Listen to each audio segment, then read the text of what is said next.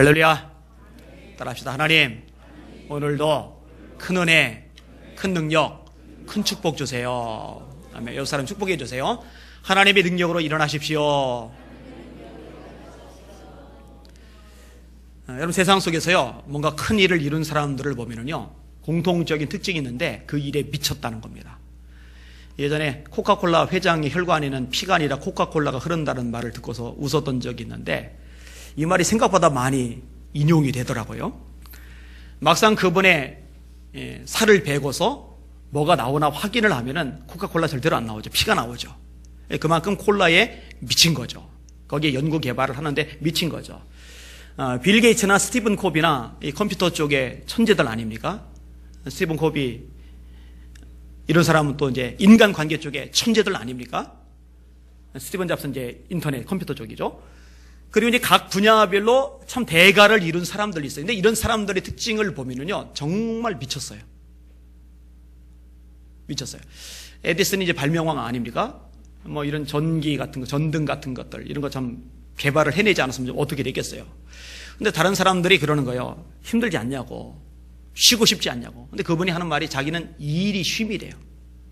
이게 마지못해서 억지로 막 먹고 살기 위해서 그렇게 일을 하는 게 아니라 그 일 자체에 희열을 느끼는 거예요. 그 일이 미친 거죠. 그러니까 뭔가 일을 만들어 내는 겁니다. 그럼 우리는 어디에 미쳐야 되겠습니까? 사실 예수 믿는 사람들, 그리스도인들은요, 잠시 있다 없어지는 것들 말고, 안개 같은 것들 말고 영원한 것에 미칠 필요가 있어요. 영원한 것에 미치는 여러분들 되시길 주님의 이름으로 축원합니다.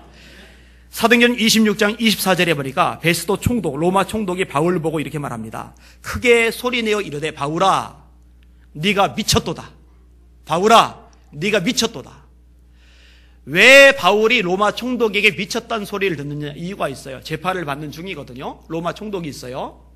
아그리파 왕이 있어요. 버니게 같은 인물이 있어요. 그 다음에 천부장, 백부장들, 장교들이 쫙 있는 앞에서 묶인 죄수 주제에 자기 무죄를 항변하지는 않는 거예요. 나 풀어달라고, 나 아무런 잘못 없다라고 변명하지 않는 거예요. 딱 한 가지를 얘기를 합니다. 자기도 핍박자였다. 예수 믿는 사람들 잡아 죽이는데 앞장섰다. 가뒀다. 그런데 외국에 사는 사람까지도 잡아 죽이려고 가다가 다메섹 도상에서 예수님을 만났다. 저주받은 자라고 생각했는데 그분이 메시아 구원자였다. 그 이야기를 한참 끄집어내는 겁니다. 그리고 결론적으로 이렇게 말합니다. 하나님의 도우심을 받아 내가 오늘까지 서서 높고 낮은 사람 앞에서 증거하는 것은 선지자들과 모세가 반드시 되리라고 말한 것밖에 없으니 곧 그리스도가 고난을 받으실 것과 죽은 자 가운데서 먼저 다시 살아나사 이방인들과 이스라엘에게 빛을 전하시리라 함이니이다 하니라. 예수님이 십자가의 죽으심과 부활에 대해서 전하는 거예요. 재판을 받는데 재판관에게, 고위공직자들에게, 장교들에게 예수 전하는 거예요. 그 다음 구절에 로마 총독이 이해가 안 되니 어이가 없으니까 너 미쳤다. 너 미쳤다. 여러분, 예수님의 십자가와 부활이 뭡니까? 그게 복음이죠. 바울이 뭐에 미친 겁니까? 복음에 미친 겁니다. 제가 아는 분들 중에 이 복음에 미친 분들이 좀 있더라고요. 이번 주간 어젠가요? 그저께인가요? 이신웅 총회장님이 이제 전화를 하셨어요. 한참 통화를 했는데 그분이 그런 얘기를 끄집어내세요. 이것저것 다 해봤다. 안 해본 게 없다. 근데 그게 무슨 소용이냐? 복음으로 돌아가야 된다. 할렐루야. 다시 복음으로 돌아가야 된다. 그래서 이분이 전역에 다니면서 이 복음을 외치고 다녀요. 참 감사한 것은요, 이번에 부활절 연합 예배 준비위원장을 이 목사님 맡으셨어요. 장로교, 감리교, 성결교 이렇게 모든 교단들에게 통합해서 예배 드리잖아요. 그 부활절 준비위원장 되려고 사실 이렇게 알력 다툼들도 없잖아 있어요.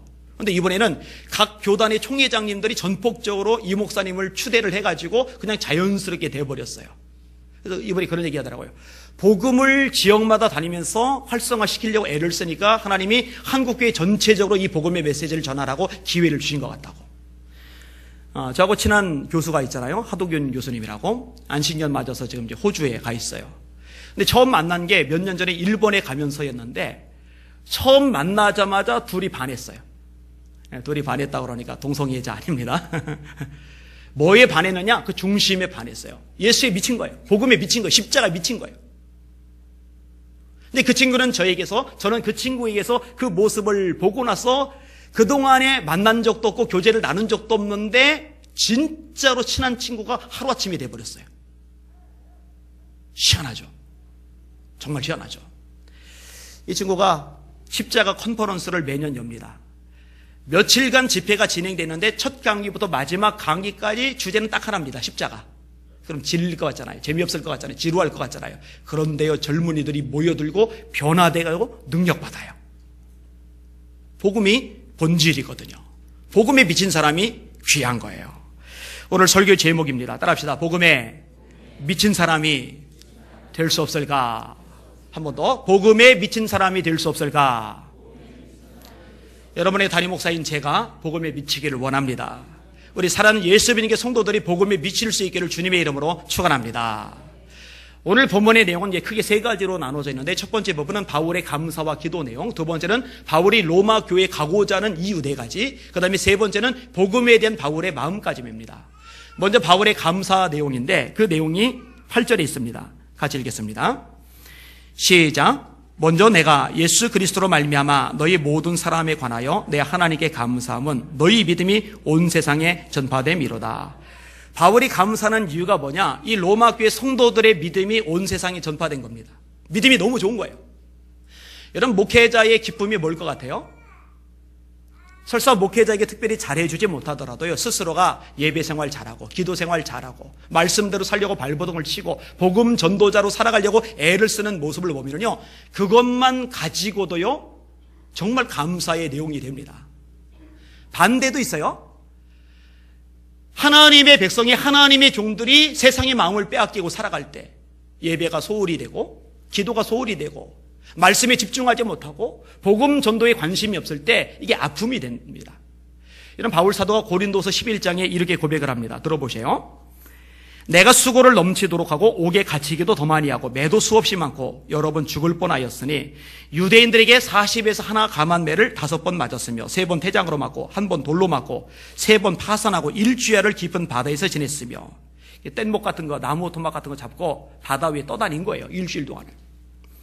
여러 번 여행하면서 강의 위험과 강도의 위험과 동족의 위험과 이방인의 위험과 신의 위험과 광야의 위험과 바다의 위험과 거짓 형제 중의 위험을 당하고, 또 수고하며 애쓰고 여러 번 자지 못하고 줄이며 목마르고 여러 번 굶고 춥고 헐벗었노라. 이 외에 일은 고사고 날마다 내 속에 눌리는 것이 있으니 곧 모든 교회를 위하여 염려하는 것이라.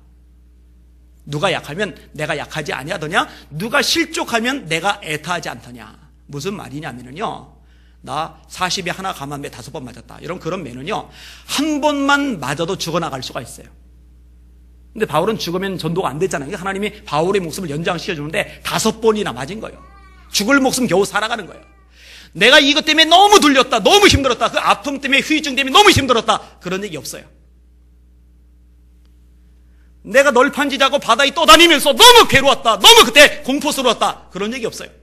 내가 춥고 굵고 헐벗어서 이것 때문에 속상하고 짜증났다, 그런 얘기 없어요. 그런데 성도 중에 한 명이 약하면 마음이 약해지는 거예요. 믿음 안에 있어야 되는데, 하나님 안에 있어야 되는데 세상에 헤매며 사는 실족한 성도 보면 애타는 거예요. 미치겠는 거예요.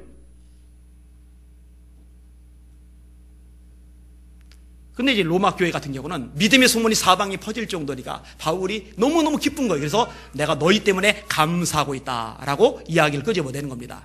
기도의 내용은 뭡니까? 로마에 가기를 원한다라는 건데 9절 10절 읽겠습니다. 시작. 내가 그의 아들의 복음 안에서 내 심령으로 섬기는 하나님이 나의 증인이 되시거니와 항상 내 기도에 쉬지 않고 너희를 말하며 어떻게 하든지 이제 하나님의 뜻 안에서 너희에게로 나아갈 좋은 길 얻기를 구하노라. 내가 너희를 위해서 항상 기도하고 있다. 근데 이게 로마서에만 써 있는 게 아닙니다. 고린도전서에도 써 있고 갈라디아서 써 있어요. 에베소 써 있고 빌립보서, 골로새서 다 써 있어요. 그럼 도대체 기도를 얼마나 많이 하는 겁니까? 정말 기도의 사람이죠. 근데 특별히 간절히 원하는 것이 하나가 있는데, 로마에 가서 로마 교회 성도들을 만나고 싶은 겁니다. 여기는 이유가 있어요. 거기 이제 큰 대지 두 번째 부분입니다. 첫 번째 이유인데 따라합시다. 은사를 나눠주기 위해서. 자, 말씀 같이 읽겠습니다. 11절 시작. 내가 너희 보기를 간절히 원하는 것은 어떤 신령한 은사를 너희에게 나누어 주어 너희를 견고하게 하려 함이니. 바울이 로마 교회에 가기를 원하는 거요. 가서 안수해주고 성도들이 은사받고 이것을 원하는 거예요. 신령한 은사를 나눠주려 합니다 라고 말씀을 해주고 있어요. 여러분 사도행전 8장에 보면 재미나는 얘기가 나오는데요. 빌립이 사마리아에 엄청난 부흥을 일으킵니다. 교인들이 되게 많아졌어요. 그럼 그런 빌립이 가서 안수기도 딱딱 해가지고 은사도 받고 성령도 받고 이러면 좋을 것 같은데 하나님이 그렇게 안 하세요. 예루살렘 교회가 이 소식을 듣고 베드로와 요한을 사마리아 지역에 파송을 합니다. 이렇게 기록되어 있습니다. 예루살렘에 있는 사도들이 사마리아도 하나님의 말씀을 받았다함을 듣고 베드로와 요한을 보내매 그들이 내려가서 그들을 위하여 성령 받기를 기도하니 이는 아직 한 사람에게도 성령 내리신 일이었고 오직 주 예수의 이름으로 세례만 받을 뿐이더라. 이에 두 사도가 그들에게 안수함에 성령을 받는지라. 사도들이 안수를 하니까 성령 받고 은사가 임하는 거예요. 여러분 은사에 어떤 종류가 있어요? 고린도서 12장에 나오죠. 믿음의 은사가 있죠. 지식의 말씀의 은사, 지혜의 말씀의 은사가 있죠. 예언의 은사가 있어요. 영들 분별함의 은사가 있어요. 신유의 은사가 있어요. 이런 다양한 은사들이 많아요. 에베소서 4장에도 그런 은사들이 나와요. 거기는 가르치는 은사, 다스리는 은사, 구제하는 은사 이런 이제 수많은 은사들이 나와요. 근데 이런 은사들을 주시는 목적이 뭐냐? 견고하게 하려고. 오늘 본문에 말씀하고 있어요. 신령한 은사를 나눠주어 너희를 견고하게 하려 한다고. 여러분 은사가 본질은 아닙니다. 여러분 본질은 말씀입니다. 그죠? 말씀이 본질이에요. 이 말씀이 기본에 깔려져야 됩니다. 그런데 이 말씀이라는 본질 위에 성도들이 세워지고 그 성도들에게 은사가 부어질 때 이 은사가 성도들을 견고케 하는 역할을 해요. 자, 예를 들어 볼게요. 지식의 말씀 연사가 있어요. 지혜의 말씀 연사가 있어요. 이러면은요, 분명히 세상적으로 머리가 좋은 사람 아니고 학력 수준이 높은 사람도 아닌데 이상하게 말씀을 잘 깨달아요. 말씀 적용을 참 잘해요. 이런 분들 있어요. 연세 드신 분들, 기도 많이 하는 권사님들 중에 그런 분들 있어요. 우리 교회도 있어요. 왜 그래요? 하나님이 지혜의 말씀 연사, 지식의 말씀 연사를 주셨기 때문에 그래요. 뛰어납니다, 그런 분들.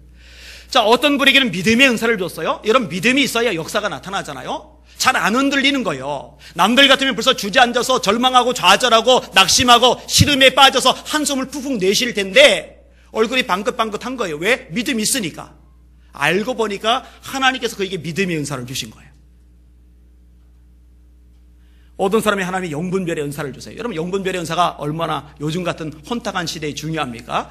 여러분 하나님께서 우리에게 주시는 것이 있고요, 마귀에게서 오는 것이 있습니다. 다 하나님이 주시는 게 아닙니다. 베드로가 예수님을 만류하잖아요. 예수님, 이 일이 예수님에게 미치지 못하리이다. 그 하나님이 주신 마음이 아니에요. 마귀가 준 마음입니다. 그래서 예수님이 말씀하죠. 사탄아, 내 뒤로 물러가라. 너는 나를 넘어지게 하는 자로다. 하나님이 주신 감동이 분명하면은요, 순종하면 이게 복이란 말이에요. 마귀가 가져다 준 마음이면은 이건 쫓아내면은 이건 복이란 말이에요. 근데 분별이 안 돼요. 마귀가 마음속에 감동을 준 건데 헷갈려서 거기에 넘어가 버려요.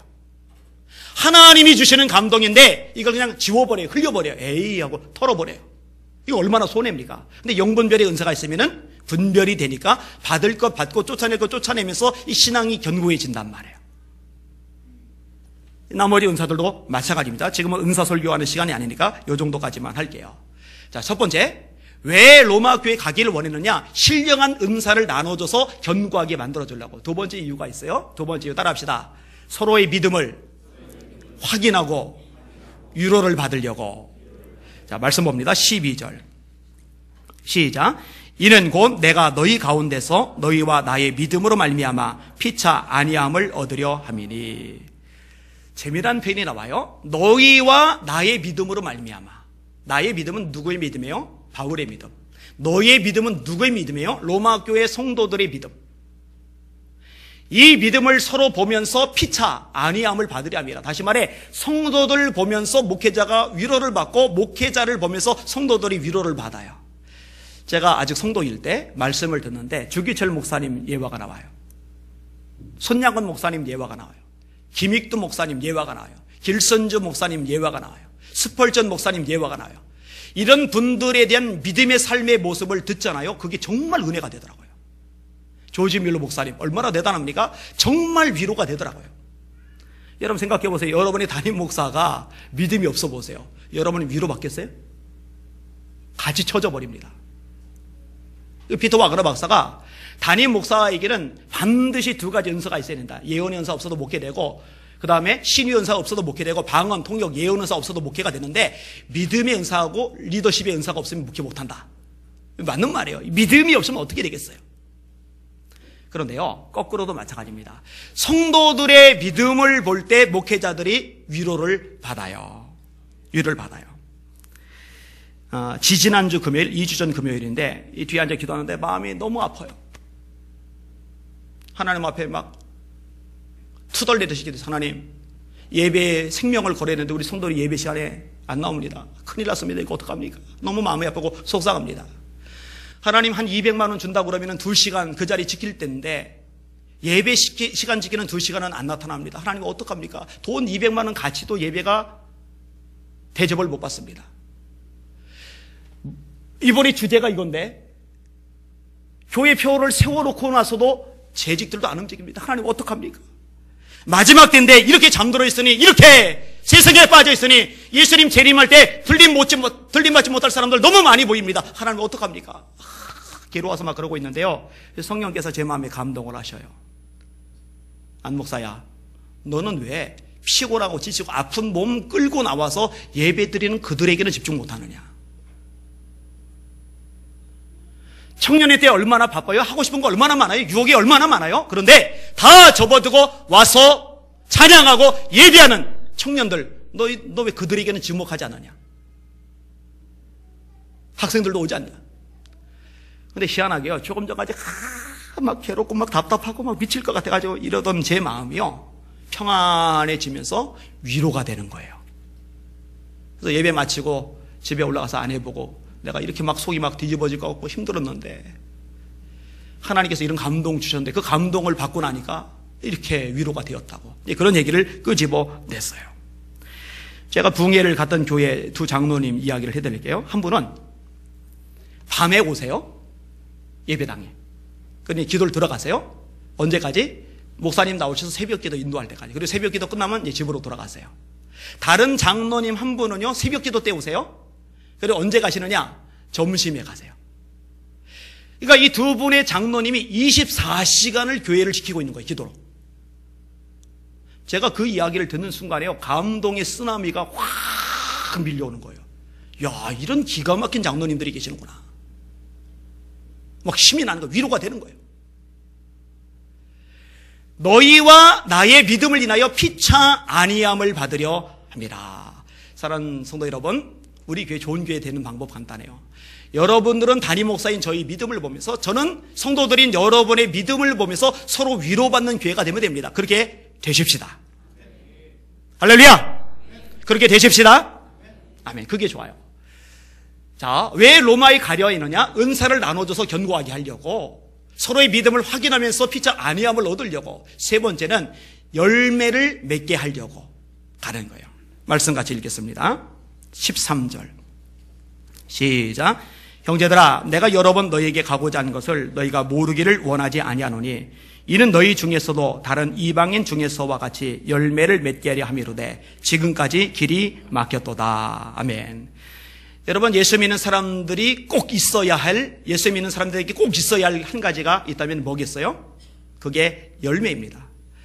사과나무를 키우는 목적은 사과, 배나무를 키우는 목적은 배, 포도나무를 키우는 목적은 포도. 그럼 그리스도인의 목적은 열매. 예수님이 마태복음 7장에서 이렇게 말씀하십니다. 그들의 열매로 그들을 알지니, 가시나무에서 포도를 또는 엉겅퀴에서 무화과를 따겠느냐. 이와 같이 좋은 나무마다 아름다운 열매를 맺고 나쁜 나무마다 못된 열매를 맺나니, 좋은 나무가 나쁜 열매를 맺을 수 없고 나쁜 나무가 아름다운 열매를 맺을 수 없느니라. 아름다운 열매를 맺지 아니하는 나무마다 찍혀 불에 던져지리라. 그리고 이렇게 말씀하세요. 이러므로 그들의 열매로 그들을 알지라. 따라합시다. 그들의 열매로 그들을 알지라. 자, 목회자가 선한 목자냐 싹군이냐 뭘 보면 알아요? 그가 하는 말? 그 열매를 보면 알아요. 탐욕에 물들어 있다. 자기밖에 모른다. 기도하지 않는다. 그 열매가 싹구님을 드러내주는 거예요. 영혼들을 사랑한다. 정말 하나님 앞에 인생 걸고 기도한다. 하나님의 말씀을 제대로 전한다. 그럼 그 열매 보고 진짜인 줄 아는 거예요. 성도들도 마찬가지예요. 직분은 상관없어요. 장로냐 권사냐 집사냐 의미 없어요. 장로다운 열매를 맺어야 장로고, 권사다운 열매를 맺어야 권사고, 집사다운 열매를 맺어야 집사인 줄 깨달으시길 바랍니다. 예수님이 열매를 얼마나 중요하게 생각하는지 마태복음 21장에 확인할 수 있습니다. 예수님이 배고프세요. 저쪽에 무화과 나무가 있어요. 잎이 무성해요. 여러분, 나무는요 잎이 무성하면 폼납니다. 여러분, 가을철에 왜 구경 가요? 잎사귀가 예쁘거든요. 집안에 화초 왜 키웁니까? 잎사귀 없고 가지만 삐죽삐죽 나 있는 거 키우는 사람 있어요? 잎사귀가 있으니까 이쁘단 말이에요. 폼이 난단 말이에요. 그럴듯하단 말이에요. 그런데 그게 본질이 아니죠. 폼 나는 게 본질이 아니죠. 예수님이 잎사귀가 무성한 나무, 그래서 그리로 가셨더니 무화과 나무가 하나도 안 맺힌 거예요. 예수님이 저주를 하셨네.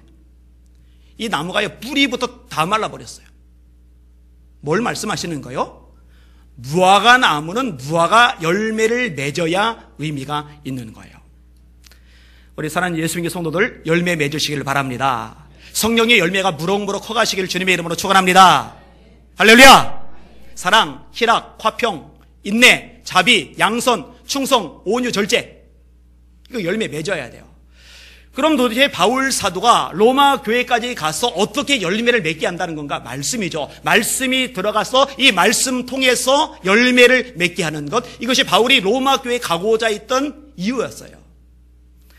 여러분, 하나님 앞에 말씀 듣는 시간을 생명처럼 여기시길 바랍니다. 말씀이 들어가야, 그리고 말씀대로 순종해야 열매를 맺는 신앙으로 변해가거든요. 하나님의 말씀은 살았고 운동력이 있거든요. 좌우의 날성 어떤 검보다 예리하여 혼과 영과 및 관절과 골수를 찔러 쪼개기까지 하며 또 마음의 생각과 뜻을 감찰하나니 지으신 것이 하나라도 그 앞에 나타나지 않으며 오직 만물이 우리를 상관하신 자의 눈앞에 벌거벗은 것 같이 드러나느니라. 이 정도면 괜찮다라고 생각했는데 말씀 듣다 보니까 아닌 거예요. 그걸 고치는 거예요. 변화되는 거예요. 그게 열매로 나타나는 거거든요. 모든 성경은 하나님의 감독으로 된 것으로 교훈과 책망과 바르게 함과 의로 교육하기에 유익하니 이는, 그 이유는, 그 목적은 하나님의 사람으로 온전하게 하며, 할렐루야! 뭐가 저와 여러분을 온전하게 해준다고요? 말씀이. 모든 선한 일을 행하기에 온전케 하려 함이니라. 이게 말씀의 능력, 말씀의 위력이거든요. 정리할게요. 까먹지 않도록 계속 반복하는 거예요. 왜 로마에 가려 하느냐? 첫 번째로 은사 나눠줘서 견고하게 하려고. 두 번째로 피차의 믿음을 확인하고 안위를 받으려고. 세 번째로 열매를 많이 맺게 하려고. 그리고 네 번째 목적은 복음을 전해주려고. 복음을 전파하려고. 자, 말씀 같이 보겠습니다. 14절 시작. 헬라인이나 야만인이나 지혜 있는 자나 어리석은 자에게 다 내가 빚진 자라. 그러므로 나는 할 수 있는 대로 로마인은 너에게도 복음 전하기를 원하노라. 근데 이 말씀이 이상해요. 질문. 로마 교회 성도들이 복음을 들었어요? 못 들었어요? 들었죠. 로마 교회 성도들이 복음을 알아요? 몰라요? 알아요. 복음을 안 들었으면 구원 못 받았죠. 성도라 소리도 못 듣죠. 그런데 이미 복음을 들었는데, 이미 복음을 알고 있는데 그들에게 또다시 복음을 전해야 됩니까? 여러분 어떻게 생각하세요? 예, 맞아요. 또다시 복음을 전해야 됩니다. 여러분, 이 복음은요, 예수 믿지 않는 사람들에게도 필요합니다. 그래야 구원받으니까. 그런데 예수님을 이미 믿은 사람들에게도 복음이 필요합니다. 왠지 아세요? 이 복음의 말씀이 반복적으로 들려질 때, 이 복음의 말씀을 반복적으로 들을 때 믿음이 유지가 됩니다. 믿음이 성장을 합니다. 신앙이 달라집니다. 능력이 생깁니다. 하나님의 임재 속에 들어갈 수 있습니다. 할렐루야! 따라서 이 강단은요, 복음이 전파되는 것이어야지 세상 잡동사니 이야기, 교훈적인 이야기, 감동적인 이야기, 그럴싸한 이야기들이 선포되는 것이 아니에요. 아무리 감동을 받아도, 아무리 눈물 콧물 흘리며 마음속에 부딪힌 게 있어도 복음이 아니면, 말씀이 아니면 가짜예요. 그건 본질이 아니란 말이에요. 제가 복음과 말씀을 겹쳐서 왔다 갔다 사용을 했는데 성경이 원래 그렇게 사용을 합니다. 베드로전서 1장 23절인데 너희가 거듭난 것이 썩어질 씨로 된 것이 아니요 썩지 아니할 씨로 된 것이니 하나님의 살아있고 항상 있는 말씀으로 된 것이니라. 그러므로 모든 육체는 풀과 같고 그 모든 영광은 풀의 꽃과 같으니 풀은 마르고 꽃은 시드나 하나님의 말씀은 세세토록 있도다 하셨으니 내가 너에게 전한 복음이 곧 이 말씀이다. 따라합시다. 복음이 말씀이다. 말씀이 복음이다. 여러분, 복음이 뭐라고 그랬어요 아까? 예수님이 십자가와 부활. 예수님이 복음이세요. 예수님이 말씀이세요? 맞아요. 예수님이 또 말씀이기도 하세요. 태초에 말씀이 계시니라. 이 말씀이 하나님과 함께 계셨으니 이 말씀은 곧 하나님이시라. 요한복음 1장 1절 2절 14절에 이 말씀이 육신이 되어 우리 가운데 거하심에 우리가 그 영광을 보니 아버지의 독생자의 영광이요 은혜와 진리가 충만하더라. 말씀이죠, 말씀. 여러분, 이 말씀이 끝없이 넘쳐나는 저와 여러분들 되시기를 주님의 이름으로 축원합니다. 자, 마지막 근데 이제 세 번째 부분, 이 복음에 대한 바울의 마음가짐입니다. 같이 성경을 읽을게요. 16절, 17절. 시작. 내가 복음을 부끄러워하지 아니하노니 이 복음은 모든 믿는 자에게 구원을 주시는 하나님의 능력이 됨이라. 먼저는 유대인에게요 그리고 헬라인에게로다.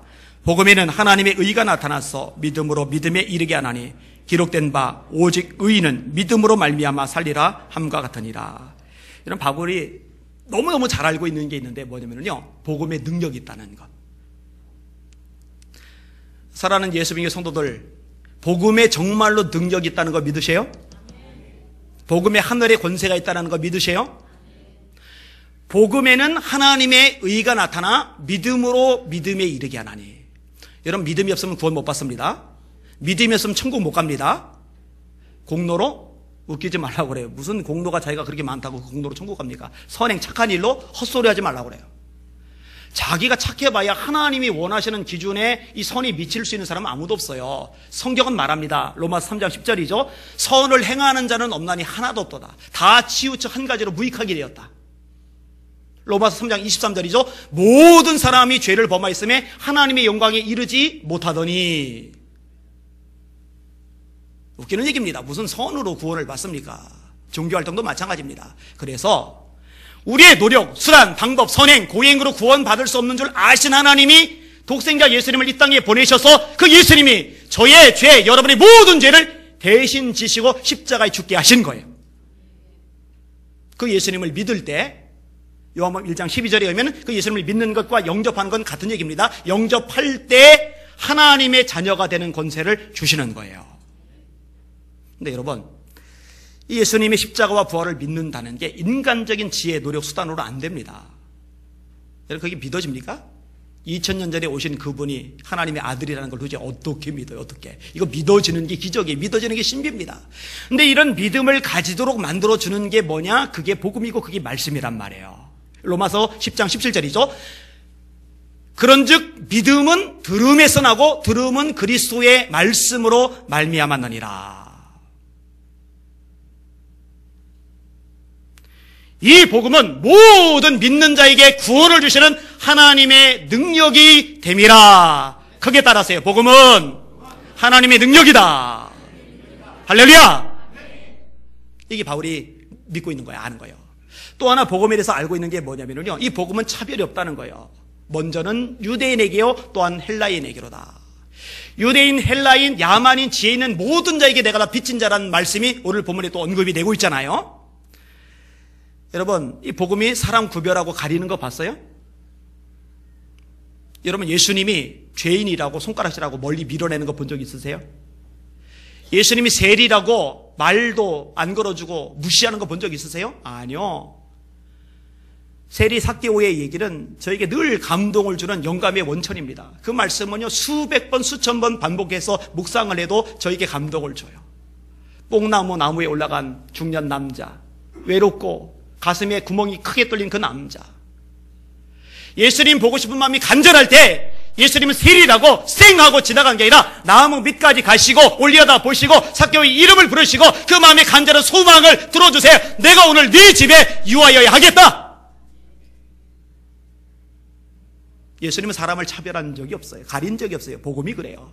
유대인이든 헬라인이든, 이게 지금식으로 따지면 동양인이든 서양인이든 아니면 황인종이든 백인종이든 흑인종이든 상관없이 이 복음은 능력을 미치는 줄 믿으시길 바랍니다. 그럼 이 복음에 대한 바울의 마음가짐은 뭐예요? 자랑이죠, 자랑. 내가 복음을 부끄러워하지 아니하노니. 질문. 복음이 창피한 분들, 아멘. 다행히 아무도 아멘을 안 하십니다. 복음이 자랑스러우신 분들, 아멘. 근데 아멘 소리가 되게 작아요. 별로 안 자랑스러우신 것 같아요. 다시. 복음이 자랑스러우신 분들, 아멘. 바울이 말합니다. 얼마나 담대하게 말하는지 들어보세요. 내게는 우리 주 예수 그리스도의 십자가 외에 결코 자랑할 것이 없나니. 뭘 자랑해요? 십자가. 십자가가 뭐라고 해서 그게 복음이라고 그랬잖아요. 여러분, 그럼 바울이 십자가 말고 자랑할 게 없어요? 왜 없습니까? 바울은 집안이 좋아요. 베냐민 집안 사람입니다. 바리새인 아버지, 자기도 바리새인이에요. 바울은 최고의 학벌을 가지고 있어요. 율법에 박식합니다. 바울은 그 당시 국제어인 히라보에 능통합니다. 자랑할 게 왜 없겠어요? 제가 요즘에 외국어 공부를 열심히 해요. 열심히. 그래서 일본어는 일단 애니메이션으로 해결이 좀 돼요. 계속 반복해서 듣고 발음 따라하고 그러니까 그거 몇 시간씩 한 2주 정도 듣고 나서 부산에 갔을 때 일본 사람이 마침 옆에 있었는데 대화가 되더라고요. 어느 정도. 근데 문제는 뭐냐면 영어. 일본어는 그냥 또박또박 제 이런 발음으로 딱딱하면 돼요. 알아들어요. 알아들을 수도 있어요. 근데 영어는 굴러가야 되잖아요. 근데 제 혓바닥에는 바다가 없기 때문에 이게 굴르는 발음이 안 돼요. 3월 달에 국제회의에 참석을 하는데 저랑 일부 사람만 한국인이고 나머지는 죄다 유럽하고 미국 사람들이에요. 제 걱정이 좀 태산이에요, 태산. 굉장히 규모가 있고 중요한 그런 회의인데. 그래서 제가 영어로 된 영화 보는 것하고 3월 달부터 영어 회화 학원을 등록을 했어요. 그래서 명색이 국제회의 참석하는데 참석해가지고는 조금 얘기는 해야 될 거 아니에요. 여러분, 반기문 사무총장이요 연설할 때요 한글로 연설합니다. 영어로 유창하게 연설을 하죠.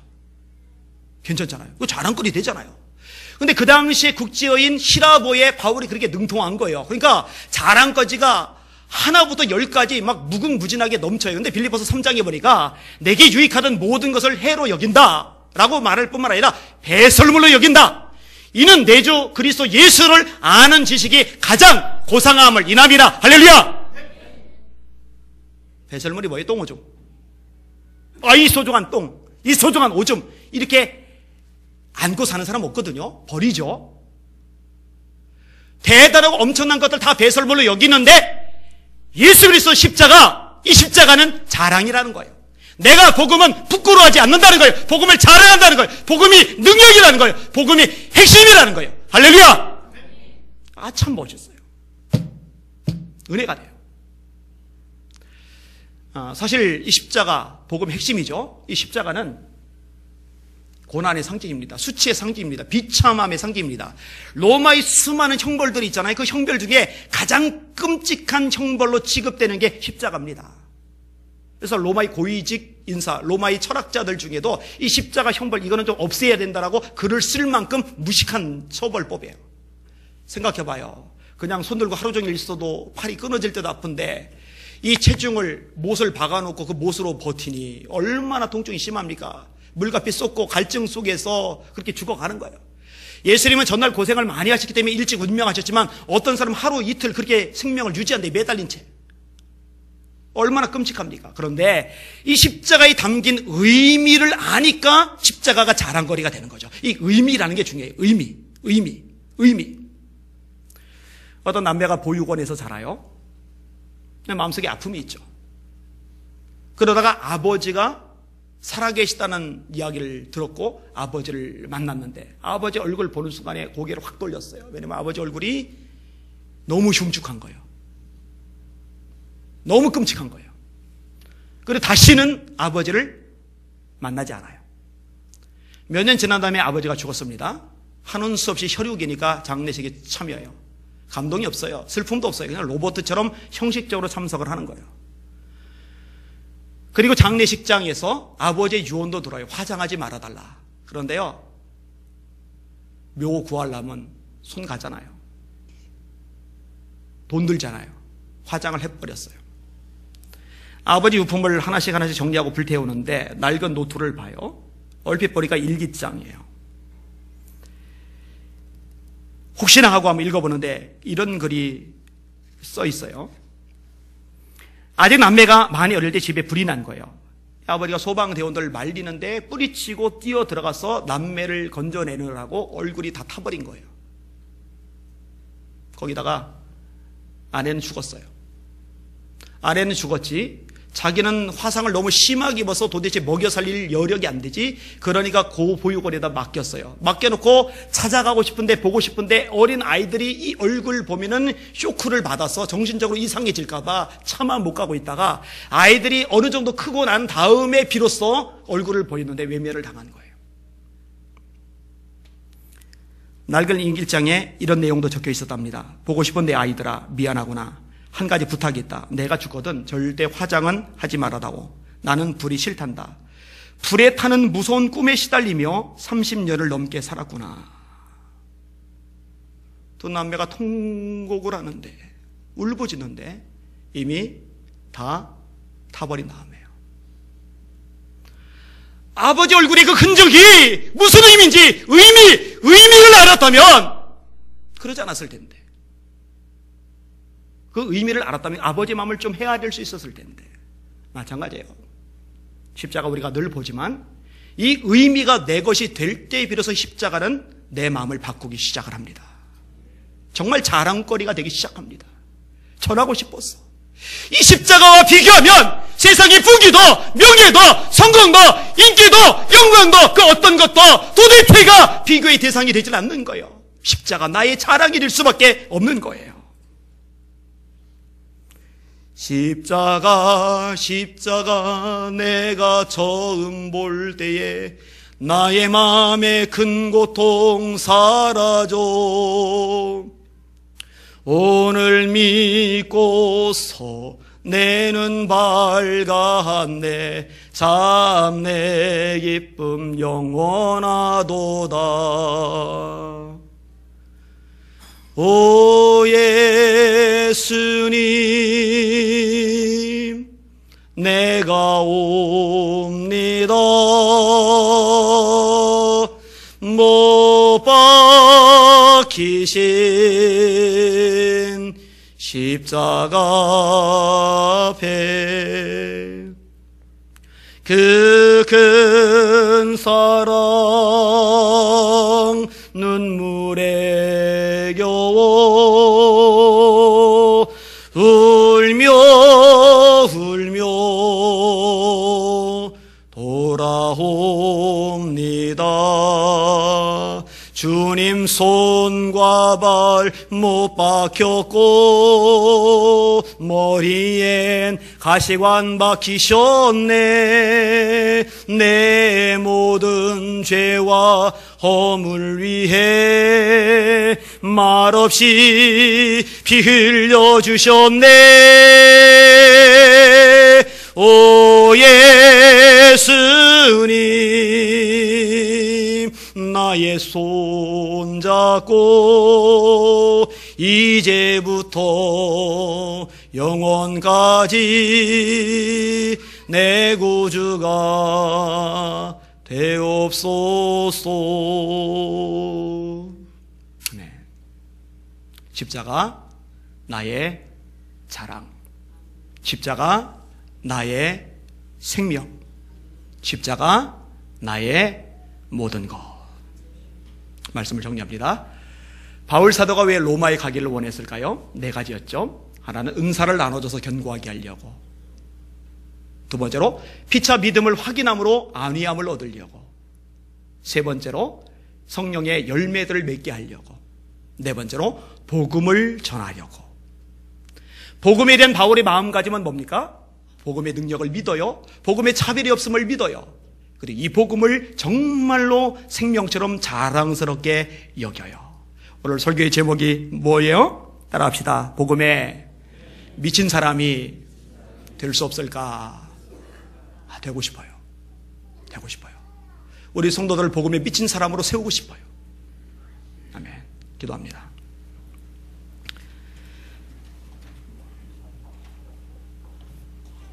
하나님 아버지, 눈을 열어 주옵소서, 귀를 열어 주옵소서, 주님을 더 사랑하게 하여 주옵소서. 예수님 이름으로 간절히 기도합니다.